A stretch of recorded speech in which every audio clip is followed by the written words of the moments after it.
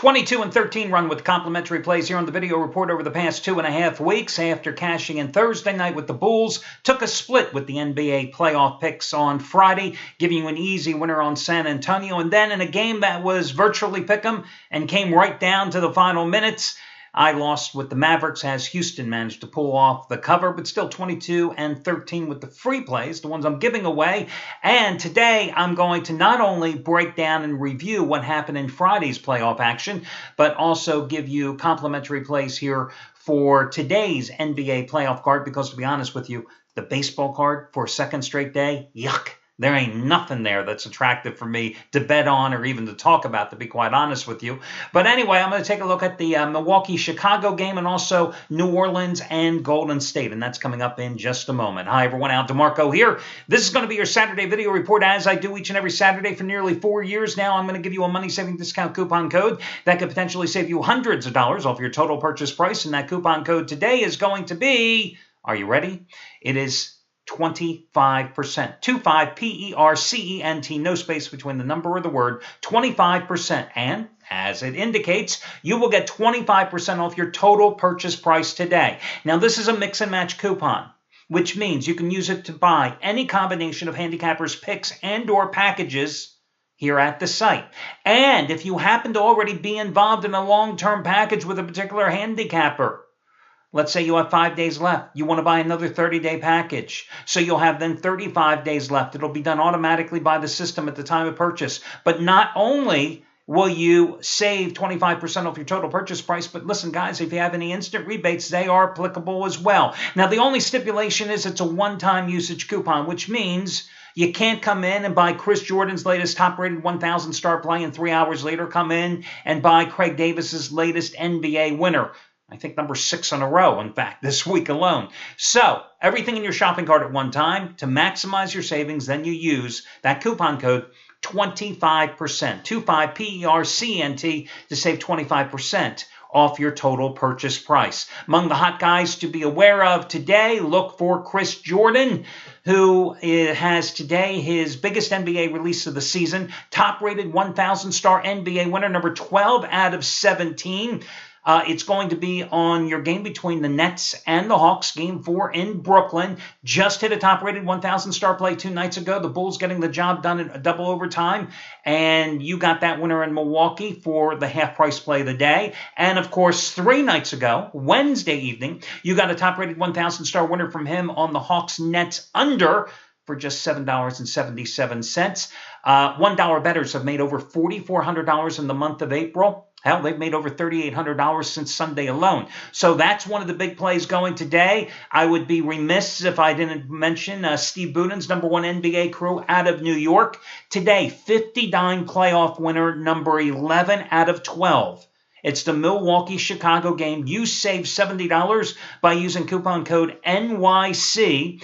Now, what have they done for you? Well, it's 50-dime playoff winner, number 11 out of 12, because last year in the NBA Finals, they had a 5-0 sweep. They were all 50-dime plays. And so far here, already this year in the playoffs, you got their 50-dime winner on the Clippers over San Antonio in game number 1, Chicago on Monday, Memphis on Wednesday, New Orleans on Thursday, Washington last night. You got them all at huge discounted prices. Number 11 out of 12 goes today, Milwaukee and Chicago. And again, you save $70 by using coupon code NYC. NYC. And by the way, I did mention Craig Davis. Quick props going out to him because today he's got his playoff winner number 6 in a row going. Just hit 4 straight 40-dime plays the past 4 days. Spurs last night, Cavaliers in Game 3, Nets getting the cover at Atlanta on Wednesday, Wizards on outright at Toronto on Tuesday. Started the week with a 30-dime play on the Bulls.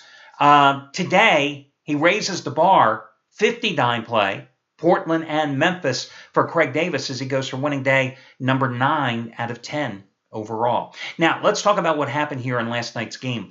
Listen, the first game I want to talk about is going to be the game between Dallas and Houston. It is amazing to me how teams just de-emphasize their bench, or simply their general manager doesn't go out and get the key reserves that you need to round out the team. Case in point, look at the Houston Rockets, who again last night got 2 key contributions from their reserves. Josh Smith and Corey Brewer had 15 points each in the Game 2 win. Now, in Game number 1, the Rockets had 7 players in double figures, okay? In Game number 2, it was Howard and Harden, and then Brewer and Josh Smith, both off the bench as the double-figure scores. Last night, I told you in the Friday video report that I thought Harden was due to break out because even though he had averaged 24 points in the first 2 games of the series, he really hadn't shot well from the field, just 9 for 28. Well, you saw last night Harden, 15 for 24 from the field, 42 points. But again, look at the contributions from Smith and Brewer. 18 points for the former, 15 points from the latter, 33 combined points after 30 combined off the bench in Game number 2. And really, that was the difference for the Rockets there in last night's game. You know, I still don't understand the point that Rick Carlisle was trying to make by starting Raymond Felton at point guard. I don't get it. I mean, you did the smart move by getting Rajon Rondo off the team, okay? But Felton, 13 scoreless minutes. I don't get that at all. The Mavericks run much better when Devin Harris, if he's healthy, is out there at the point, or in the second half of the season, especially the past 6 weeks when J.J. Barrera was running the show. Barrera came off the bench, 25 minutes, 11 points, 9 rebounds, and 6 assists, I think it was, in the game. But, you know, Devin Harris had 10 points and a couple assists and 20-some minutes off the bench, too. But you kind of wasted that time with Felton out there because he was lost running that team. But, hey, it's all over for the Mavs. It was right there. I mean, it was a virtual pick'em game. It was a throwback to the game of the 70s with, 130 to 128, the final score. That's the type of game I like. You can have those 85-78 games. I don't care for that. I want to see scoring. I don't want to see defense. That's the bottom line. Then you look at the Toronto-Washington Wizards game. Listen, I had the Wizards last night. I just want to thank you, send a personal thank you out to Paul Pierce for hitting that three-pointer late to give us all the cover last night. And, of course, if you didn't get the cover and you had Toronto, well, you hate Paul Pierce at this moment, like most of the Raptors do as well. Again, you see a Raptors team. You know, this is basically a 3-guard team. And when 2 of the 3 guards aren't hitting the broadside of the barn, you got problems. I don't know what the issue is with Kyle Lowry. He missed so many games down the stretch in the regular season. Clearly, he is not healthy. 5 for 22 for 15 points last night. 10 for 42 in the series.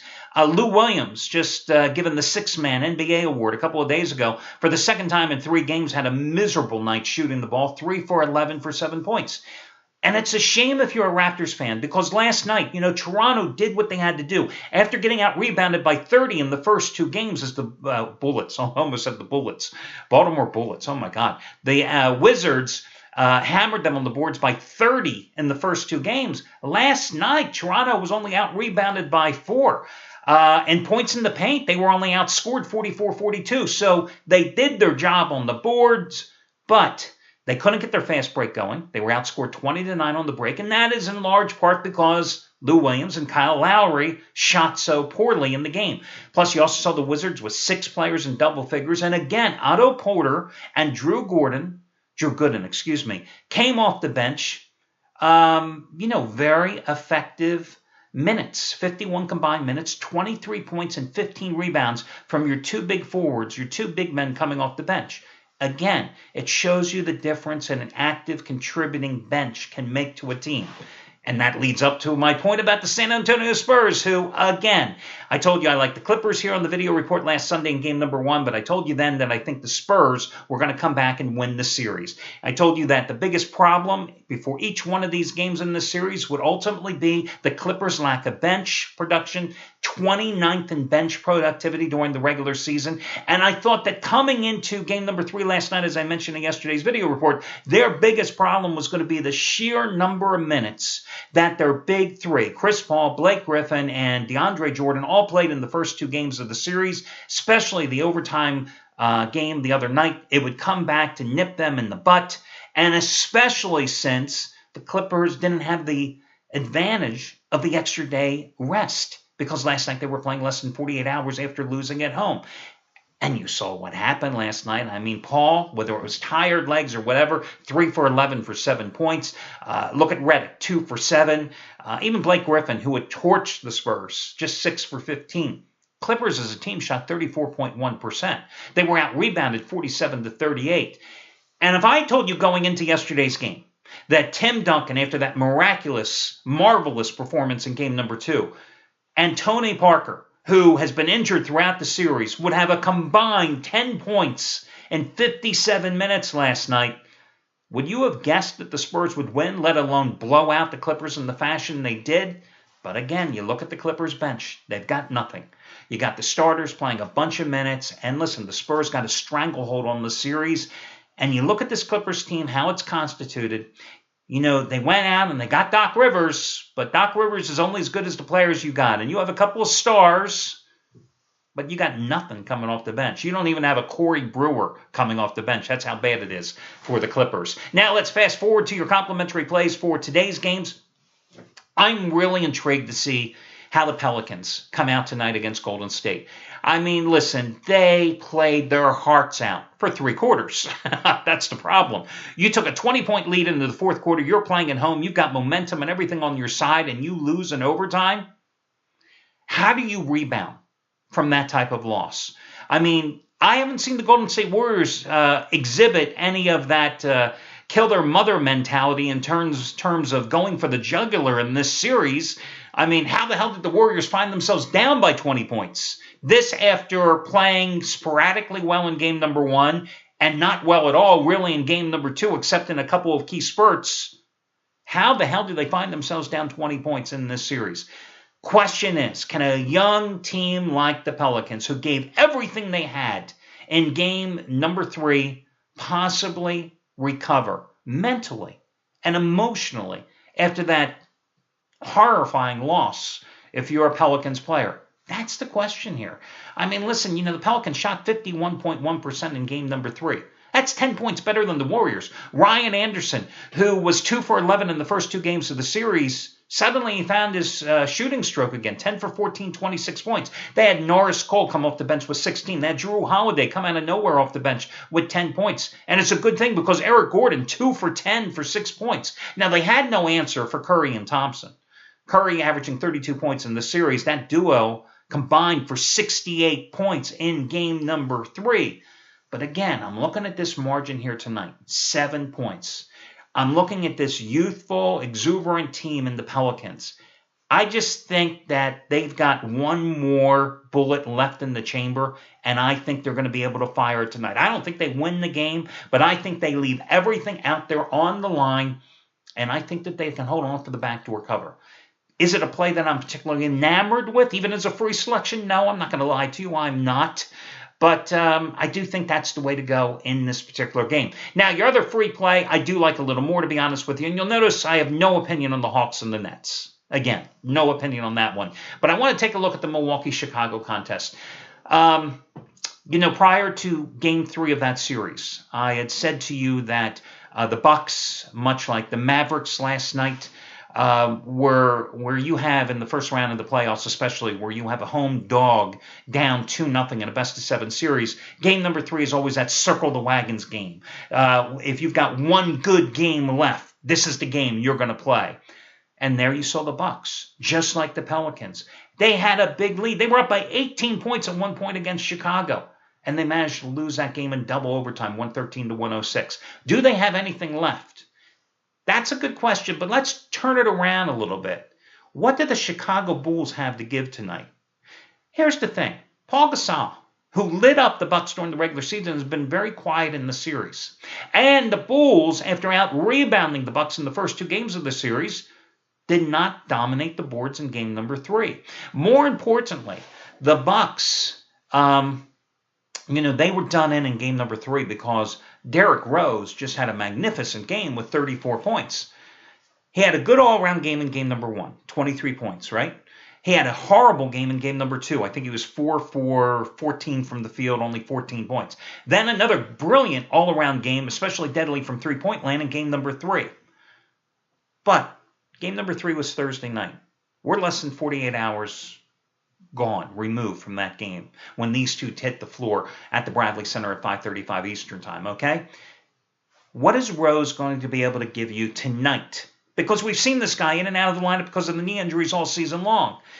Now, Can he possibly deliver with another incredible performance? Can Jimmy Butler, who has scored, 24, 31, and 25 points in the first 3 games of the series, can he continue to produce at those levels?